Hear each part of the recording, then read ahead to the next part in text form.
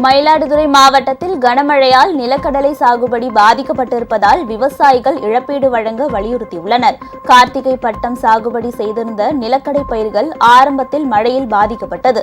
அதைத் தொடர்ந்து சில நாட்கள் பெய்த பனியிலும் அவை பாதிக்கப்பட்ட நிலையில் தற்போது மீண்டும் மழையில் அழுக தொடங்கியுள்ளது. இதனால் மகசூல் குறையும் என்பதால் அரசு இழப்பீடு வழங்க விவசாயிகள் வலியுறுத்தியுள்ளனர். கார்த்திகை பட்டம் தான் எங்களுக்கு ஒரு சாகுபடி தான் மெயின்.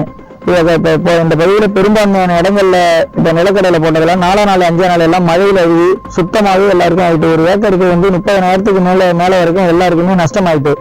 இப்போ இந்த பக்கத்துல கிட்டத்தட்ட ஒரு 4,000 ஏக்கருக்கு மேல விவசாயம் பாதிச்சுட்டு நிலக்கடை மொத்தம் 10,000 ஏக்கருக்கு மேல பண்றாங்க. இப்போ இந்த தொடர் மழையால எல்லாம் அழுகி போச்சு. இங்க இப்ப திரும்ப சாகுபடி ஒரு போகணும் இந்த இடத்துல நிலக்கடலை மெயினா பண்றோம். அதனால திரும்ப போடுறதுக்கும் வழி இல்லை. போட்ட செடி எல்லாம் திரும்ப முளைச்சி வந்ததும் அழுகுது.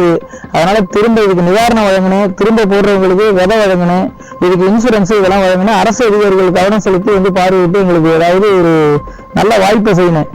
திரும்ப இந்த போடுறதுக்கு எங்களுக்கு விதையும் போடுறதுக்கான செலவும் ஏதாச்சும் கொடுக்கணும், அல்ல நிவாரணம் வழங்கணும், ஏதாவது ஒண்ணு பார்க்கணும். அரசு இந்த பக்கம் திரும்பி கவனம் செலுத்தினா எங்களுக்கு நல்லா இருக்கும். உங்கள் ராஜ் நியூஸ் தொலைக்காட்சியில் திங்கள் முதல் வெள்ளி வரை தினந்தோறும் பிற்பகல் 2 மணிக்கு உங்கள் பகுதியில் உள்ள குறைகளை நேரலையில் தெரிவிக்கும் புகார் பெட்டி நிகழ்ச்சி. பங்கு பெறுங்கள், பயனடையுங்கள், காணத் தவறாதீர்கள்.